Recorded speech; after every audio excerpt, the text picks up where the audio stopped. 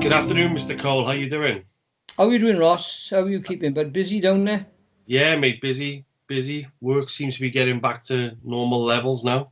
But obviously we've looking at some lockdown changes this weekend, so that's going to be interesting. But there we are. That's the outside world. That's not poetry. So let's talk about wonderful poetry and how good poetry I is. think so. Let's take our minds off all this doom and gloom, Yes.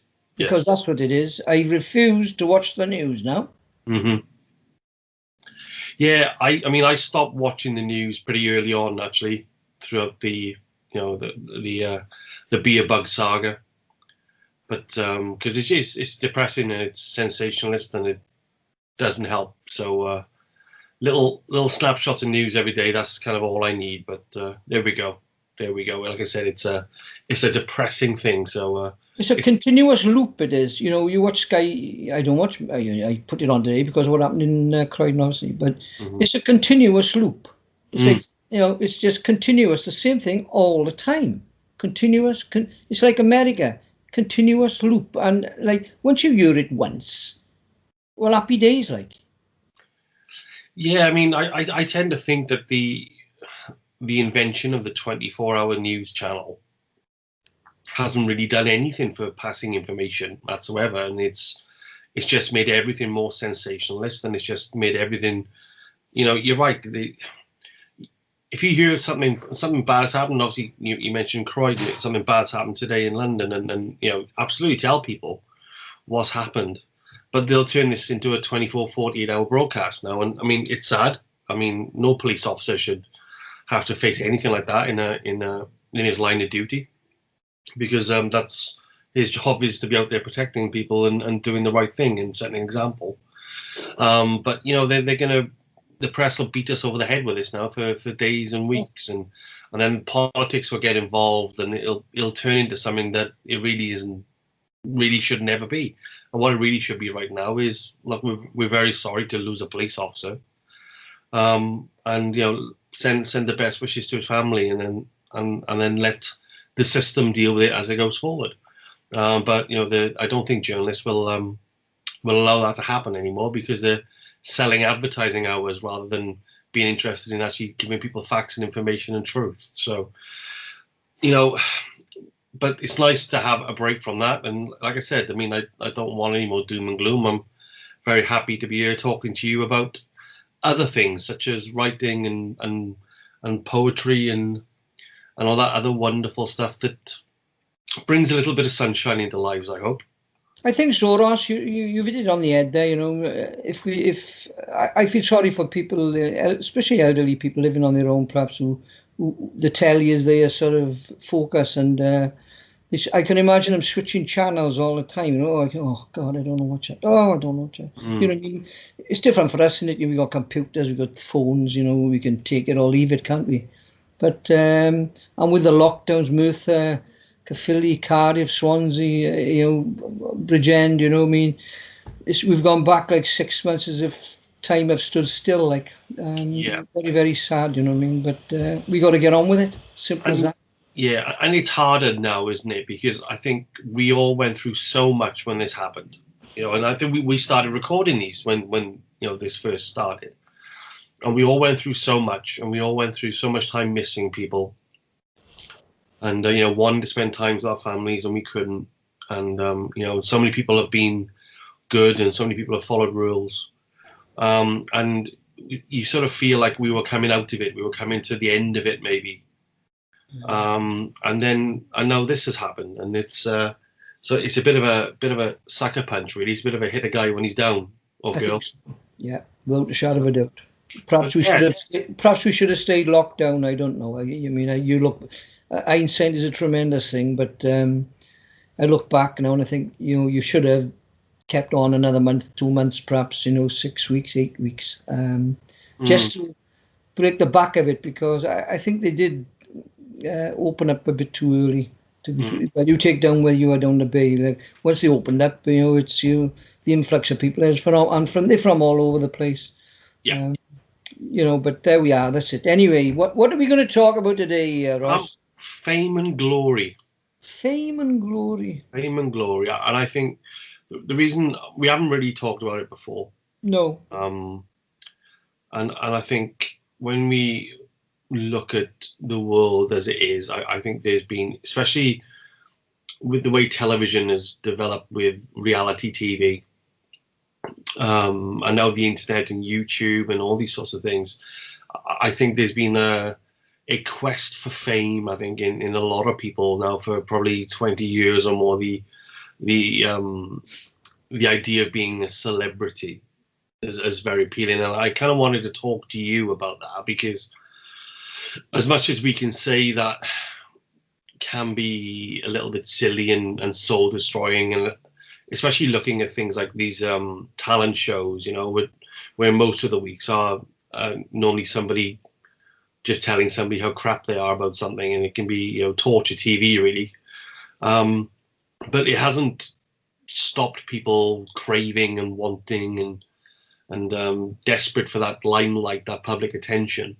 And maybe, I guess what I want to talk to you about was, is it any different for us as writers? Is the act of publication a quest for fame and glory in many ways? I don't know the answer yet. That's why we've got the next 54 minutes to try and work that out. Yeah. But yeah, I mean, I guess where to start would be, I mean, when you wrote that first book,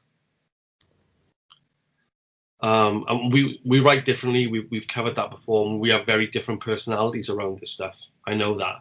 But when you wrote that first book, was it to get that story out there, or was there a sense of legacy attached to it, or what was it? Or was it just that you wanted to write a book, and now there was no sort of deeper than that? Well, no, you mean, I didn't want to write a book. Writing a book never came into my head. As you know, I started writing the poetry just before I started the book, obviously. But with I think the poetry is a little bit different. I was very interested in the mines and the World War. So, I mean, that was more or less. I was writing the poetry for my page. That's why I set the page. And in fact, we had the 1,000th member today from Derbyshire. Yeah. So. No, I wrote a couple of poems. I thought, I'll do a group or a page, And it just developed from there. They were going on the page, People were enjoying them, and I was quite happy with that. But in relation to the book, that came out of the blue, when Nigel put it on a site, does anybody write a book? I thought to myself, I wouldn't mind writing a book, but I don't know how to do it. And when I was writing it, I didn't even know what I was doing, Ross, to be fair. I wrote it like a story, I suppose, through my own sort of experiences within the police and on the CID. But I didn't know what I was writing. But I never wrote an ethical conduct to be a bestseller, or be in the papers like in 6 weeks' time. A local author writes book and all that nonsense. I just wrote it for myself, and when Nigel then put it all together with the plot that he put in it, and then asked, even when he asked me to write with him, my sort of reply was, why do you want to write with me? Because you write your own books, which, as you know, he did. He self-published his books himself. And he said, well, I can't write like that, and I'd love to write with you. And I think that's why it works. He's totally different to me, and it just blends together. But I had no conception of being famous or being lauded locally or anything as an author or a poet, and even now I don't. As you know, it's very, very difficult to get best-selling books or #1 books. It's all a fiddle, as you know. So I'm not naive enough to fall into that trap. But you go back to talent shows where you've got youngsters being made sort of famous overnight, and they go from like the 16-year-old schoolboy or schoolgirl who's got a talent for singing or playing an instrument, and then they're thrust onto the telly by Simon Cowell and all these people, and overnight they are made famous. And I feel that personally, it doesn't do them any good mentally.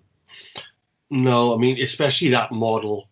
Like I said, it is torture television, in my opinion, to a Oh, certain extent, right? Because they're just as interested in making sure you see there may be people that are either maybe delusional, or some people are doing it for a joke, and the judges are tear them apart.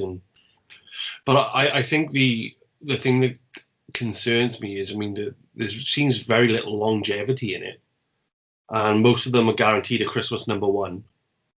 And then this sort of obscurity. So they're riding a roller coaster, right? Because they think they've made it, and they're there, and for a short amount of time they are. But then the problem is next year there's another series, and then everything is about pushing that next person. So I'm not sure they ever get the traction that they need to fully develop. And I think I think poets are very much like that as well. It takes a good couple of years for a poet to find a substantial audience. Because it's not something that a lot of people look for these days, unfortunately. It's not something that's actively pushed. I mean, we don't see talent shows, do we, for who's the next Stephen King or who's the next Seamus Heaney. We don't see that sort of stuff. We see this very sort of transactional music piece where they're not necessarily singing their own compositions either. So they're not the next great songwriters either, maybe. So yeah, I find that quite sort of strange. And again, it becomes video highlights, doesn't it? It becomes cannon fodder. And, these people, they're not given the chance. And they potentially do have the talent it would take to organically rise to the top. Maybe some of them do. But this fast track doesn't really help them at all. No, a comedian is a typical example of if you're a comedian, all you want to do is make people laugh. Yeah. Now you look at historically act comedians like your Tommy Coopers and your Russ Abbotts and all these people, right? Freddie Starr. Owen Money to a degree, but Owen's a musician as well. All they wanted to do from a young age was make people laugh. I can imagine them in school, in class. They're usually the fool of the class, aren't they? Yeah. And they thrive off this thing. Yeah, I'm the fool of the class, but I'm making you laugh. Mm-hmm. And they go through their life then making people laugh. Their biggest problem comes when people stop laughing. Yeah. Or they are sort of they've gone past their sell-by date or whatever, because comedy evolves over the years, doesn't it? The Edinburgh Fringe Festival and stuff, like, comedians in the 60s and 70s would go and have a look at a Edinburgh Fringe comedy and walk out probably halfway through it. Yeah. So I think what it brings as well is this insecurity. Mm.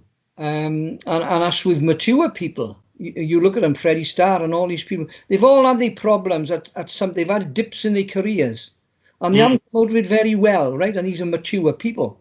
So I can't imagine what it's like for these young Britain's Got Talent people and stuff like that, where 1 minute on a Saturday night, they're the best thing sliced bread, and then the 12 months later, they can't get a record contract, or they've been dropped by Simon Cowell, or this, that, and the other.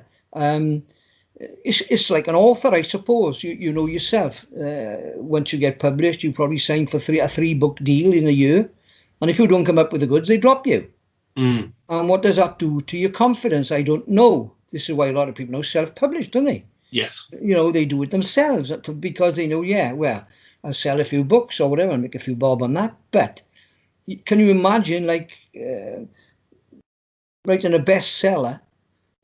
And then your publisher wants the next 2 to be bestsellers, and they drop below that bar, and he says to you, well, I'm sorry, but that's enough now. So with fame comes problems. There's no doubt about that. You look at the entertainment industry, Kerry Katona and people like that, you know what I mean? Terrible mental health problems, bulimia, then it all comes out, doesn't it?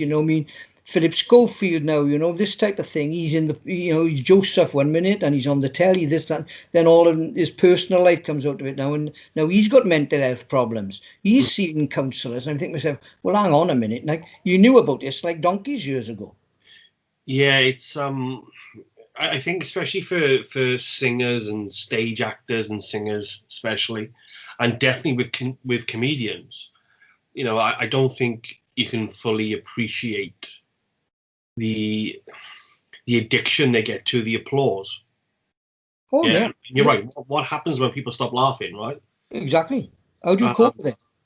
Yeah, and I mean, I've definitely seen, you know, comedians especially, because I think comedians are really not different to writers in any way, shape, or form. I mean, I think a writer has a certain amount of things that a writer wants to say, up to a point, and then I think when they've said that, chances are they kind of feel, well, I've said what I needed to say, and you know, and they can make their own decision and whether they step away from it or not.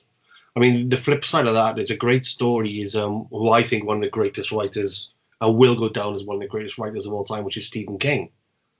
And I love his books. And then, you know, he'd started off, he'd written Carrie and Salem's Lot and The Shining and It, you know, some of the most influential horror books of all time. And then everything he released was becoming a bestseller because his name was his brand. And then what Stephen King did one day was he released a book under a different name. And when I saw an interview with him, he was saying the reason he did that was he wanted to know if his writing was still good.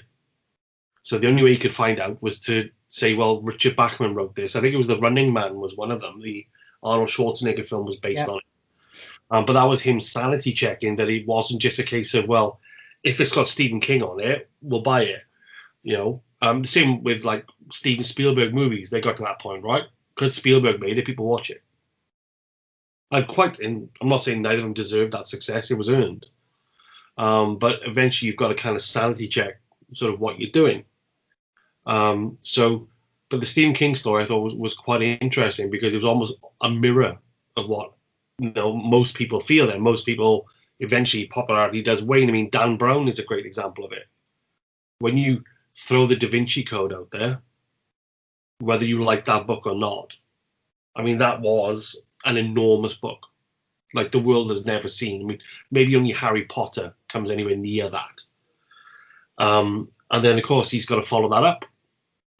Now, I know the ones after haven't done as well as Da Vinci Code, even though I have enjoyed them more than the Da Vinci Code, to be honest. But there's a pressure to that. There's a pressure to deliver. And, you know, I mean, we talk about music a fair bit. When you think about Queen, when Queen released Bohemian Rhapsody, right? And it's like, well, how do you follow that? How do you follow that? When you have that song, right? And I know it was not lauded at the time and radios didn't want to play it and all that sort of stuff. But if you've literally got a masterpiece in your pocket, what is that pressure like to when that guy says, well, I want 3 of them a year? That's right. You know, J.K. Rowling's a typical example, right? You know, she wrote Strike, as you know, the television, but she wrote it under a Galbraith, wasn't it? And I understand when he went to the publisher, she sent it, they chucked it in the bin. Yeah. Until she rang them up and said, blah, did you get my book? You know, what, you wrote that out of the bin, bestseller. And I think as a writer, because I suppose I class myself as a writer now, I don't know. You know what I mean? That's the publishing business, isn't it? How many books have been thrown in the bin, which, you know, because it was written by Fred Bloggs, and the publisher said it's a load of rubbish, but then pull it out and put Stephen King's name on it, and you'll go to number 1. So that's the I think that's the thing with publishing. It's like anything else. It's a nest of vipers, I call it. When I speak to Nigel about it, because he knows my feelings on book fairs and all that nonsense. It's like a nest of vipers, it is, you know what I mean? And that title sounds familiar. It's not for me, right? Yeah. It's not for me. I don't want that. If I became famous next week, so be it. But I'm 70 years of age, and I could probably cope with it. Sign a 3-book deal, make $5 million or pounds, whatever it is, and then after I've written the 3, the book says, write me another one, and I reckon it's a flop. I could live with that. Like, do you understand me? Yeah. I think maturity comes into it, and expectation. I think if you got an expectation of what you write, make no bones about that. If you self-publish it, you want to be like selling the books and selling them, not making a fortune, but at least think, well, I'm making a few shillings and I'm doing all right. Now, if that's your expectation, happy days. But if you go into it thinking, I want to be famous, I want to be, on the telly, I think you can come a cropper.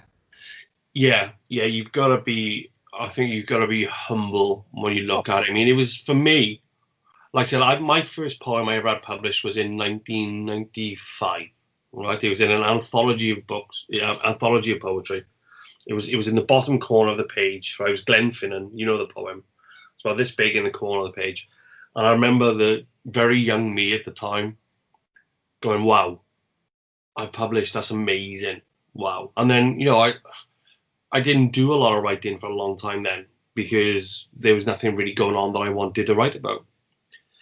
But there was never the illusion then that because something is in a book that you're now a celebrity of some kind of famous. But for the type of writing that I tend to do, which a lot of it deals with thought and a lot of it deals with a philosophy of a kind, and a lot of it deals with very personal things. So when it comes to things like a book launch or a book fair, the truth is I'm never entirely comfortable with that. And the reason I'm never comfortable with it is, the first thing is I don't really enjoy reading my own work. Pardon me, I got a frog in my throat. And the other part is that when you write the book, and I definitely do, and I think I wrote a poem about 8 years ago, and it's in one of the earlier books, and I said that I've written all this stuff so that you can never know me. And I think there's that illusion that we hide. We can hide certain truths inside certain fictions, and that way the audience or the reader never really gets to burrow into the writer's soul, right? Because it's a danger. So you become quite protective of yourself. And there's definitely been poems where I laid myself bare.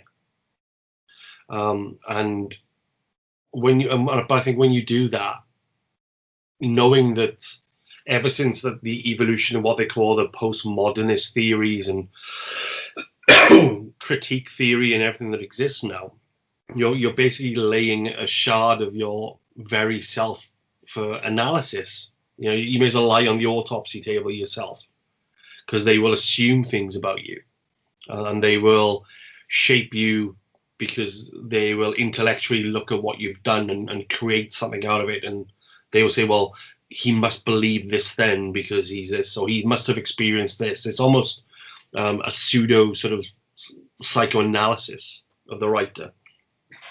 And I think that's one of the dangers of especially fame and any sort of success around being a writer, is that you are then very exposed. We talk a fair bit. I use it as a metaphor.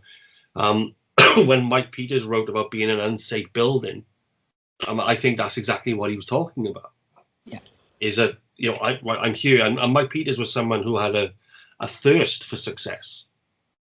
He wanted to be a famous rock and roll star, and he dedicated hours and hours to it. And thankfully for all of us, he did it, and he's written some amazing songs. But then I also see the other side of that, where some of the songwriters that I've admired, I've shared some links with you over the last week, with a band that I love, with Marillion. And I look at their singer, Steve Hogarth, who again is somebody who bears his soul in his lyrics. But you can also see the wear of that on him. I met him once. It was just before a gig in Cardiff. It was just after I'd written Fly Tipping, and we were talking about it. And we were talking about writing. It was only a quick exchange. And I said, yes, and I explained to him the concept of what I thought fly tipping was and why I wrote that book, which was you take a little bit of your soul and you fly tip it so somebody else can find it. And then it becomes something else for somebody else, and you share too much of yourself sometimes. And he really latched onto that straight away, and he looked me in the eyes and he said, yeah, but sometimes when we share too much, they judge us. Yeah. And that was his go-to straight away. Yeah. So they judge us. And so I think there's issues around it, isn't it? I mean, I think it's definitely a moth to a light bulb moment. It is. But I don't think there's enough warning signs along the way. I think with fame comes excess, right? You look at sportsmen, George Best, Paul Gascoigne. Yeah. With this fame, naturally talented people you couldn't teach them anything. These people, and there's loads of sportsmen very similar, and yet the excess comes with wherever they go, they're lauded. Have a drink, have a this, have a that, have a this, have a that. You know what I mean? And then all of a sudden, the sporting part goes out of it for them. They become more like film starry. Yeah. And unless you can cope with it, unless you've got a good... Ronnie O'Sullivan is a typical example, right? He was 14 years of age, right? And then his dad went to prison for life and whatever. His mother went to prison. So you got this young lad, 16 years of age. At that time, he was a prodigy, which you knew was going to win a world championship on numerous occasions. But I often wonder, with Ronnie's mental health problems, which he's got, and he admits it, that must have played a part in it, because you had nobody there to steer him. You had no father, you had no mother there to steer him on this safe route through fame. And as you know, the more money they make, the more hangers on you get. Yeah. And that's the problem with it. I think you've got to have a safety net there. Invariably, it's your family, but even that can go tits up. Look at Michael Jackson and people like that. But when I write, I put a poem on a coal mining site this afternoon, and you mean I get a reply back of a bloke, Alan Hughes. Arthur, thank you for this. You have a rare gift, my friend, and you use it so well. He's obviously a miner. Yeah. It's called Cathedral. It's the one I wrote about a fella being killed underground with a fireball. Have you got it there? Can you read it now? Have you got it there? Yeah, I got it here. And it's something that just came into my head when I wrote it. And it's probably one of my first ones, actually. Well, it's number 27, so it's one of the first ones. And I thought I'd write a poem about a young miner underground, and then all of a sudden it goes to ratchet down there, and I called it Cathedral. And this is it. My soul is entombed, a cathedral below. I still walk the face, having nowhere to go. On the day of the fall, I was sitting alone. My brothers were there. Our shift was all done. The prop started creaking, but I paid no heed. The noise was like thunder. I shielded my head. The roof started caving. I ran back down the face. Black dust and rock, all giving chase. I then had to stop. I had no place to go. Curl up in a ball. Deadly silence did follow. I kept my eyes closed, praying God let me live. Life flashing before me. 'Twas then I believed. I opened my eyes, pitch black, no light. Then the face lit up, a fireball in full flight, consuming my hair, lungs bursting and burning. Then I passed out. 'Twas the end of my journey. No return to the surface, my tomb below. My soul always wandering, with no place to go. I pray each day in this cathedral below, not for myself, but for living brave souls. I don't know how that came into my head when I wrote it. I was just sitting here one day. I thought I write a poem about a fireball consuming a collier, and I'll make him young. And that's what I wrote. And like I say, I put that on a site this afternoon. And I think if you're a miner and you listen to it, perhaps shut your eyes, read it a couple of times, you think, I can envisage that. A youngster sitting on his own, having his lunch, his mates, his brothers, as he calls them, sitting over there, and then all of a sudden it's creaking and groaning with the prop and the fall and whatever, and then that's when he runs away, this type of thing. And if on one poem, if I have a comment like that, I'm over the moon with it. I think, yeah, well, you've done your job there, like, which is so. I suppose I get my sort of fame out of things like that, you know. I mean, that's what I get my pleasure out of. Mm-hmm. I did one the other day about a disaster in Illinois in the cherry tree mine. I put it on their site. The woman couldn't believe it. She said, "How can you write poetry about a disaster? We've had nothing like this ever about it." And it's a big thing in Illinois, right? They lost 260 odd people. There's a museum there. So I gave it to him. She said, I can never envisage that somebody can write this about a disaster. They've never had a poem about it before, ever. So when they come back and say that, and you know the comments they make, that your job and finish, isn't it? Get on to the next one now. That's the way I see it. Like, you know what I mean? But as for fame and fortune, no, it's if that ever came, it comes, you know. But you know, I don't beat myself up about it. I'm too old for that now, anyway. But as a youngster, I suppose if you're young, 16, 17 in a band or whatever, this who's these ones now? Little Mix, you know, they win this Britain's Got Talent now, and now they're experts on other talent. So they've got a show now where they got all these kids together, you know, making groups out of them. I think we said, where will they be in like 4 or 5 years down the line? Yeah, you're all right. You were successful. You made your money. That's why you're doing this. But I don't rate them personally. They're not my cup of tea. But that's what telly is. Yeah, it's the fame game. No, but here we are. Have you got one there, Brad? Yeah, I'll do one where I've written this recently, and it's somewhere where you wouldn't want to be famous. So it's the poem's called Angelisto. Oh, I got you. And it's an old myth from Wales. There's a certain graveyard in Wales that has an old yew tree in it, and there's a legend that goes with it, that if you're there and you hear your name called, right, this Angelista, this spirit will call your name, and if you hear your name within the next 12 months, you'll die, right? And it's an old myth. Charming. And I just thought that's such a fantastic story, especially somewhere where, you know, these names are carved on stone, right? But it's actually your name on the breeze.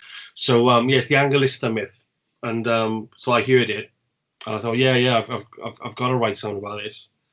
And then I thought, well, I'll write it, and I'll try and do something a little bit creepy, a little bit eerie, but obviously fundamentally is talking about fame and the curse of fame. So yeah, I'll give that one a read for you. Give us a go, then. Under an ancient creaking yew, a spectre tears the veil, an oarsman among the tombstones, the name whisperer of sure alarm. The death breeze of the place is an eerie, humble chill. There is a tale of a man who challenged its faith on All Souls, but his name too arrived on a wisp as an ear boom, an evangelical breath that rustled through the stones, and at the same time whittled his name into an expectant marker of his own within a calendar from now. At times I ponder on his face, for where and when a bell should toll, a voice usurped its song without translation and took it out of nature. So yeah, it's that was just one I kind of wrote recently, and I thought, well, that's a really, I think I was trying to write something that was maybe like a little bit unnerving. It's spooky, that one, Ross. Yeah, a bit moody. But I can understand it. Yeah, you know what I mean. It comes over, doesn't it? You know what's in the poem. Like, you know, again, I'm a great. You've got to listen to a poem a couple of times, perhaps, to just grasp it. And there's nothing wrong with that. You know what I mean? And that poem again. You know what I mean? And if people perhaps know the story and put the two together, you know what I mean? That's when it's sort of I know what he's on about. But yeah, you know, fame comes in all different guises, doesn't it? You know what I mean? Some crave it, some have it thrust upon them, some is manufactured. A lot of it is manufactured now, fame. And certainly in publishing, you know what I mean? You know yourself, it's as I call it, a nest of vipers, I do. Because I think it's so. I don't like using the word corrupt, but I got a funny feeling it is along the line there. I think if the money's there, you're happy as Larry, like. And then we've probably got poets and authors who probably write better stuff, you know. Yeah, I think. I mean, I had a friend who was he's around the same age as me, and maybe a bit younger, and he was having a midlife crisis, and he was saying, you know. Kind of like the joke I make, you know, about, you know, the Aberdare Hospital's been smashed down, so where would they put the plaque? That's right, there. Yeah. And but he was genuinely feeling this. He was like, well, what is there? What is my legacy? And I said, well, you've got two amazing kids. That's your legacy. You raised them properly. And he's like, yeah, but when I'm gone, what is there left? You know, and I'm like, well, but you can do things, right? You know, and he very much in love with where he was from and his family and all. I said, well, I said, you know, and he loved making films. Well, make a little film, make a short film to show where you're from, and you know, and all that sort of stuff. That's something that the family can have, you know, and sort of 3-4 generations from now, they'll go, oh yeah, I remember. Oh, that's him. He did that, you know. And I've got a cousin from Barry, Jeff, and he loves family, It's everything to him, and he's from the Valleys originally, and he's got hours and hours of footage and photographs that he's been up there documenting and taking pictures, and you know, and that's his sort of piece. And my auntie, who passed a couple of years ago, the family tree was everything to her. That's right, there. Everything to her, and the research she did was just phenomenal. What she had in the end, my mother's got a box full of photos now, and it's birth certificates and death certificates, and you know, it's incredible stuff. So that legacy piece is definitely one of the things. I mean, I think the challenge with doing it as a writer, I mean, one of the things for me is my books will always be there now, you know, and but also I know how much I've lied in my books, and how much, you know, how much I've taken an acorn of truth and fabricated a tree out of it. You know, so it's going to be very easy to look at it and go, oh, well, 2-3 generations from now, maybe, and go, well, oh yeah, he was a bit like this. Well, actually, no, he wasn't, which is probably why things like this are good. You know, in one of the latest books I've written, and I can't remember the name of the poem, and if I could, it's only a short poem I wrote, and I've said, one of the lines in it is, of all the things I've ever made up, my memories are the best of them. And because there is that bit of rose-tinted viewing of things, isn't it? And but it's those little things, especially with poets, where you kind of, you can twist a little something into something that it isn't, and it's very easy, I think, and people do it now. And I've spoken to people at book launches, and they said, "Oh, we read this in your last book, and I know how you feel," and I've gone, okay. Okay, yes, well, that's not. But yeah, it's you know, I guess it's the power of empathy, isn't it? I suppose my legacy with the books will be like keeping the fourth leg of a table level, you know. Oh, the snooker hall. Anyway. Well, we've got to stay in time for the bacon and sausage sandwich, haven't we? Yeah, when you go into a restaurant, you know, the table's a bit wonky, and they say, well, pass me that book off the shelf there. Oh, it's an ethical corner. Stick that in this. It's an inch thick. I'll be doing. Oh, well, my friend, guy I work with, he's a good friend of mine now. He's my coach in business and professional life. And I had a lovely message from him when Highlands came out. And he said, your book has come. He said, it's fantastic, thank you. I was, oh, great. And then he sent me a picture, and he was holding his door open. He said there was no airflow in his office, but the book was exactly the right height to keep the door open. Well, there we are. That's your legacy, isn't it? But no, you know what I mean? It's like anything else, you know what I mean? Like you say, we got our books, and we in generations to come. Like, we just got Christo's little boy now, he's just been born, and I suppose when he's like 18, 19, 20, I'll be gone, and somebody give him a book and say, your grandfather wrote that, look.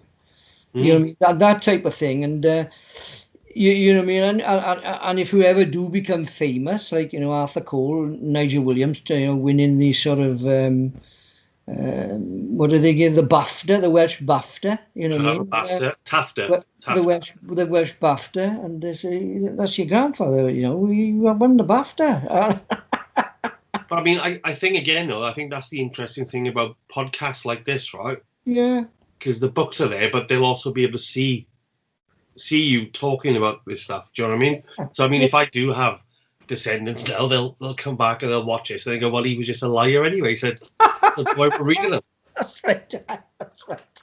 Or people may go, that was a useful piece of information. Highlands is good for keeping doors open. There we are. So it's like on Arthur's books, we'll keep the snooker table level. Yeah.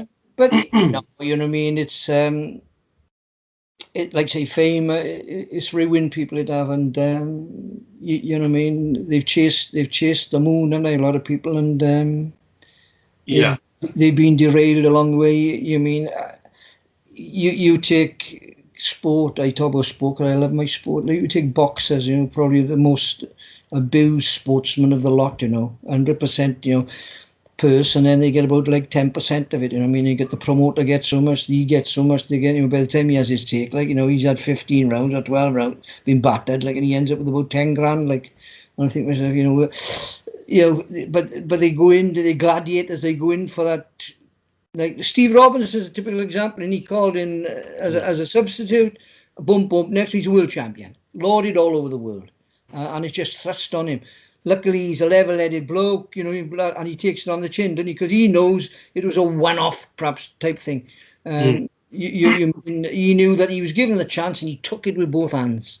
Yeah, the world champion tonight, and he did it, and more power to his elbow. But I suppose we sat down with Steve and said, "Look, what was your thoughts a week before?" And he said, "Well, not really. You know, have a couple of fights, didn't make a few bob, pay my mortgage off, whatever." Well, after he won the world title, you know, the world was his oyster. Yeah. And but he never lauded fame, did he? You know what I mean? Quiet, unassuming bloke. And you mean with the sportsman, you take these footballers like Gareth Bale now, he's on like £250,000 a week, no, £500,000 a week, and I think they say, oh God alive, 26 million a year for kicking a ball around, and you're injured half the time, like. And then they go into business, don't they? They put all this money in business, and then the business collapses, like, I mean, all that nonsense, ill-advised, because they haven't had people to sort of. Well, was it Marciano, wasn't it? Rocky Marciano. Yeah, you know what I mean. Mike Tyson. Christ alive, you know what I mean. They've gone through millions, absolute fortunes. But there we are. Right. It's another poem. Which one do you want? You want the fame one, do you? Yeah, we're going on fame. Yeah. Now, one of my favourite comedians was Spike Milligan. A genius. Right? And again, when I was doing the 50 Famous, you know, I asked people who they like in the book, and obviously Spike Milligan was there. Numerous people asked for him. And I titled it, I Told Them I Was Ill. And basically it's a parody of his career, it is. A man of many talents, it cannot be denied. Humour so outlandish, guaranteed to split your sides. Off the wall, some would say, a little bit insane. A legend in his lifetime, a razor-sharp, eccentric brain. On this day a century ago, his comedic journey began. He never once forgot his roots, a very humble man. He served his country, shell-shocked in the process. humour never waning, belly laughter in excess. Is Ying Tang's song a classic? Nonsense at its best. As a goon, he set the stage. Many comics will attest. Before his time, many will say, of that there is no doubt. A comedy genius, troubled soul, demons not without. With royalty he acted daft. Charlie really loved his humour. Mimicking Spike in the bath, or was that just a rumour? Imagination, zaniness, he was a storytelling genius. His legacy will never die. Laughter so contagious. Comedians watch in awe today, nobody can compare. An alternative comedy godfather, who will be his heir? Spike got away with murder. You laughed before he spoke. He told them all that he was ill just before he croaked. So, you know, I mean, he had the fair, he had the lot, didn't he? But he had the demons. Bipolar, I think he was, and but he could get away with murder. Yeah. Basically. You only had to look at him, he was sort of laughing. And when you the stories that Peter Sellers tell the stories about him and all this nonsense, I mean, it's unbelievable it is, you know what I mean? But the likes of him now, but Spike Milligan could go through any era. Today, if he was on the stage today, you know, people would laugh. Yeah, it's that naturally funny person, isn't it? Oh, you look funny. One of my favorite. Do you remember Harry Seacombe used to do that show Highway on a Sunday? Yeah, singing now. And I remember there's an episode of that, and Spike was on there, and Michael Bentine, you know, the goons. Sellers had passed by then, and they were talking about a few things. They were on this train, and Harry Seacombe turned to Spike Milligan. He said, Spike, he said, you live in Ross on Wye, don't you? And Milligan said, he said, well, yeah, he said, I have to.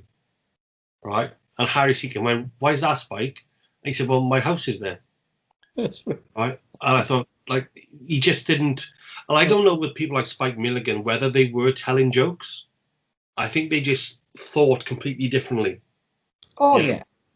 But some of the stories about him and Sellers, and how they just used to try and make each other laugh. You know, I remember there's one about, I think it's when Spike got married, and it was in the middle of the night. Rain was pouring down, and the doorbell was going. And he went downstairs, and Sellers was there in just a bowler hat, completely naked in the rain. You know, they would just do anything they could to sort of get each other. Well, and I think there's one story, I'm not sure who was in the boot, is either Milligan or Sellers. He bought a Rolls Royce, and I think they having a chat with me, said, there's no noise with it, see? You can't even hear the clock ticking. So he put him in the boot and drove him round London. And I think to myself, yeah, I can imagine the two of them. Brilliant. Peter Sellers was again brilliant. Oh, absolutely. I mean, I love the Goon Show. Michael Bentine and all of them, Harry Seacombe, they all complimented each other. Brilliant. Yeah. Brilliant. And you won't get them again. I don't get it, who you put together. But if you speak to all these comedians, you know, hardly any of them will not say that they were influenced by Spike Milligan. No, and I mean they were that group, weren't they? I mean we had the Goons, and then I mean the Python Boys then weren't that far behind that. You know what I mean? Right. Yeah. And then even in the 80s, they still had those groups. You know, when you think about Rick Mail and Ade Edmondson, and you know, so those groups are still there, and then like Rowan Atkinson and Not the 9 O'Clock News, and so we've always had that history of these groups of comedians that, you know, Fry and Laurie and all those guys that come through together. But yeah, I mean, it's like, but I don't know, there's something about those Goon shows that just absolutely crack even today. There's, I mean, the one where they're trying to sell secondhand concrete parachutes from the war, you know, it's just like, how you even think this stuff up, I don't know. Brilliant, absolutely brilliant. We've got another one? Yeah. So I'll give you a poem I've written called Journeyman. Which kind of summarizes everything I've been talking about, really. Which is the idea of a journeyman to me is someone who's achieved competency. And this is written from the point of view of a writer who I think has achieved competency. Sometimes sometimes it's fine to aim for the stars, but sometimes just getting to the moon is fine. So yeah, this is my look, and this is my look at a writer that I think has achieved journeyman status. So here, looking back upon the deanery, it all still has that new book smell. The fear is molten fresh and pulsing, and you can smell it from the ledge that holds to show you my forever, rising from wells to the very last of me. What you read are just my songs, some travel weary still, but some, in ambition, have flown high enough to let me write the moon to wake in sleep. At that working edge I've aimed my pen, with new shapes and old ones, lost paths and own ones, more assured now in their outline. Their chronotome and step are key blocks, but through the path of hazard and wager, please know this. The surface here was already unsafe and scratched, but do not worry, I am quite wonderfully sad. Nice, well done. Good. So, as you know, in sport, journeyman is used a lot, more so in boxing. Yeah. And what a journeyman is in boxing is like you, Ross Lane's an up-and-comer. 4 fights, won the 4. We don't want him to fight anybody, half tidy, and so his next fight is going to be Arthur Cole, the journeyman. 42 fights, 3 wins. Knocked out 8 times, and they call him a journeyman. Yeah. The cannon fodder, basically. It's used a lot in boxing, it is. He's only a journeyman, they go, that type of thing, and the bloke's beating 7 bells of shit out of him, like, yeah, it's good enough. That was good, hours. Yeah, there's to me, there's I kind of phrased it as there's a wonderfulness to ordinariness. And I guess it's about managing that expectation. And you and I have spoken a number of times about how I am uncomfortable with the label poet. Yeah. I don't like it.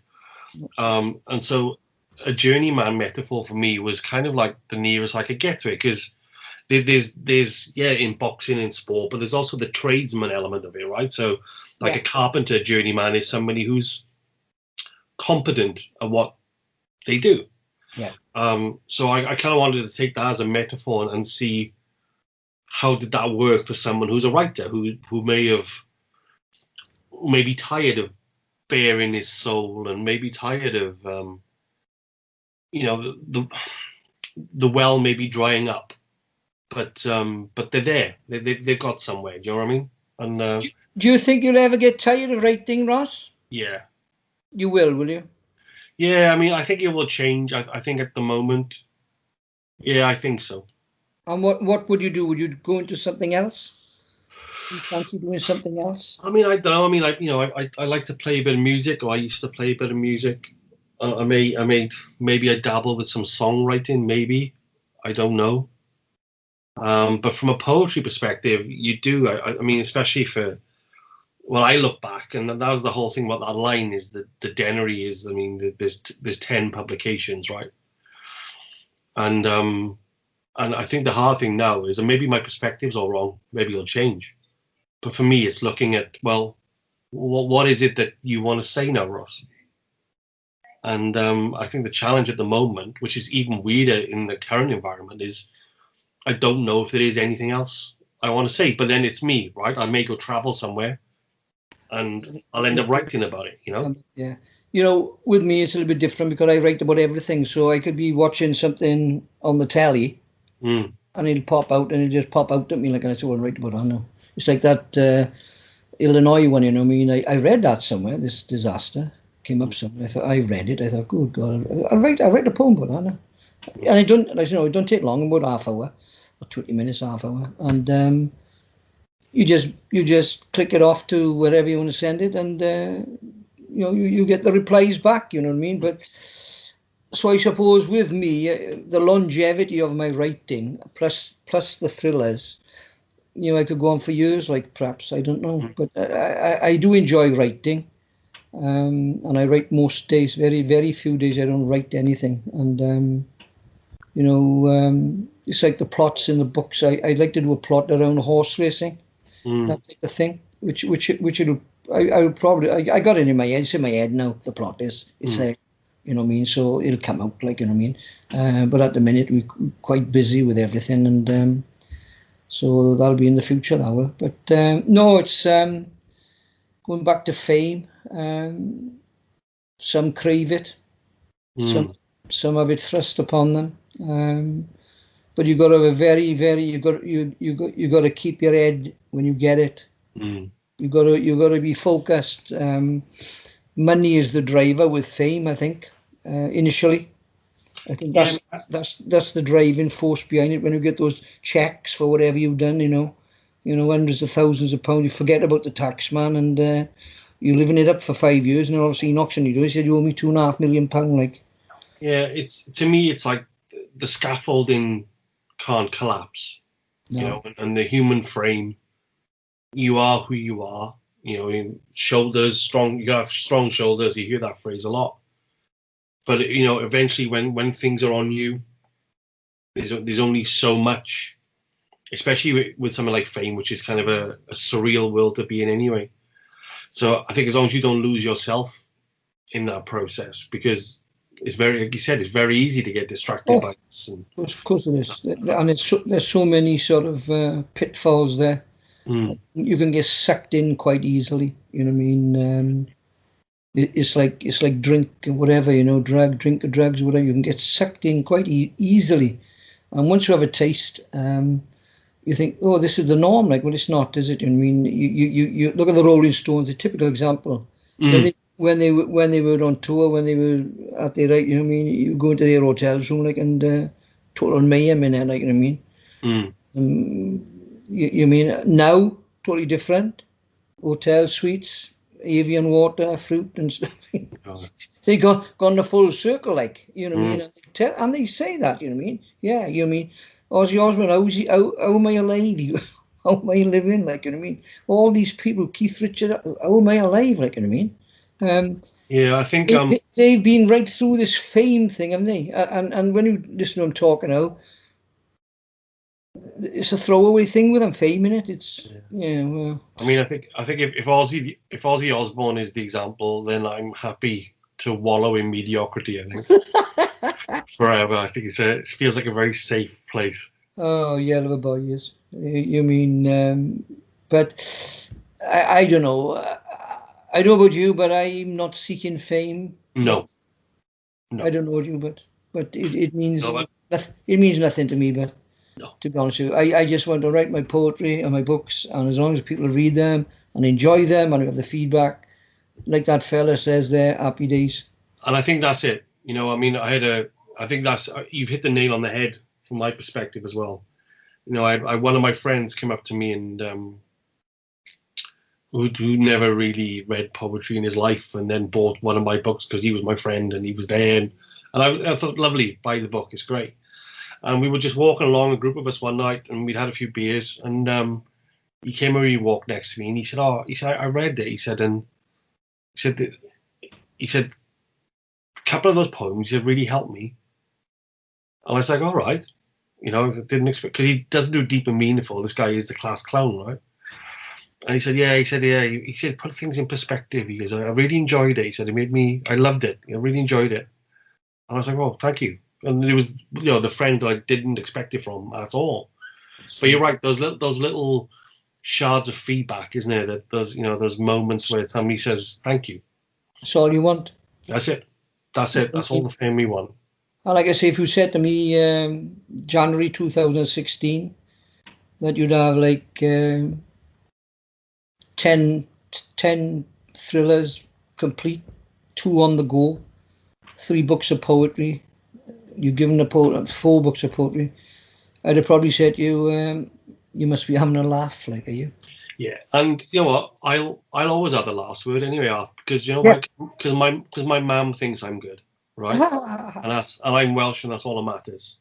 Yeah, well, Her mum. sadly, my mother never got to read any of my poetry or anything at all, because, as you know, she had dementia for 8 years, and that's one thing. When you look, people say, well, even my father, you know what I mean, because they were very proud of us all the children. Nobody was more than the other one, you know. They were proud of us all, the way we grew up, what we became.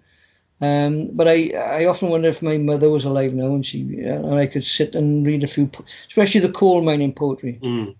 And I say, well, I've written one about you, Mum, miner's wife. You know, this is you, see, this is what I remember about you. And read it to her. And she probably goes, oh, that's bloody silly, that is, man. What are you talking about? Your father wasn't like that. I said, of course he was, Mum. No, he wasn't.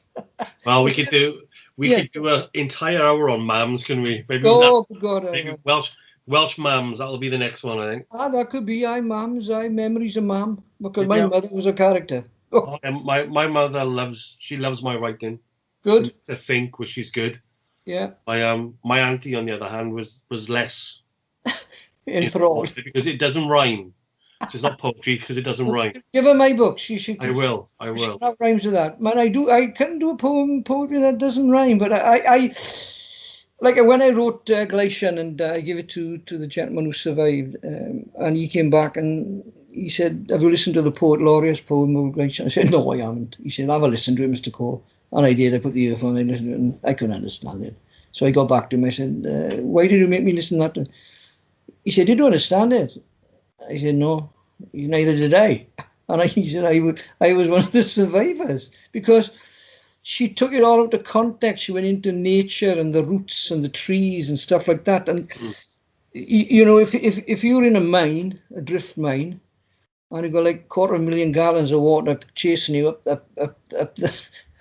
the drift, like, I don't think you really care about trees and vines and roots and stuff. All you want to is get out. And the poem I wrote was half and half. And he said, that's the way it was.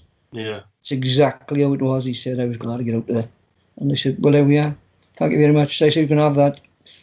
And then, so that again, you know what I mean? It's there now. He's framed it. He's got copies for his grandchildren. And that's a legacy, I suppose. You know what I mean? Yeah. I said, take my name off it. I said, you know, no, he said, your name's gone. I said, no, I don't. It's just you, wasn't it? Let's do it like that. So in years to come, somebody will look and say, what's that? Oh, my dad, he was in the drift mine there and lucky to escape. And who wrote that? Oh, some man from Pencoed wrote that, you know, who my father didn't know, like I've never met the man. So I think that's how poetry it's all over the world now. You know, I get on my group, like from all over the world there. I'm not saying they all read it, but it's there for them, you know, especially if you write something about Australia or Canada or stuff like that, Illinois, you know, you will get feedback from it. Yeah. And that's a good thing. You can get it all over the world, really, your poetry, if you want to. Yeah, feedback is a gift. It's a gift. It really is. You know, good or bad, especially for me, good or bad, doesn't matter. Yeah, and I have no doubt if you went to some Scottish sites, you know, and put your poetry on them, you know, 1 year, one there, you'd be surprised how many people say, can I get that, where can I get that book from? And you say, well, yeah, Amazon, innit? And then that type of thing, you know what I mean? But I'd like this lockdown. I was going to do something with the kids in Gweler de Garth, because I went up there and read a poem at the colliery site there, and the headmistress said, will you come and speak to the kids? I said, yeah, of course I will. But that's all gone by the wayside. But I'd like to get into kids, especially primary, 6, 7, 8. You know, to see what their thoughts are about a subject you tell them, you know what I mean? Yeah. Write me a couple of lines about the TV or something like that, and see what comes out of their heads, because they're brilliant kids, that. Oh, yeah. Imagination-wise. Stars of the future. I think so, yeah. Right, buddy, we are out of time.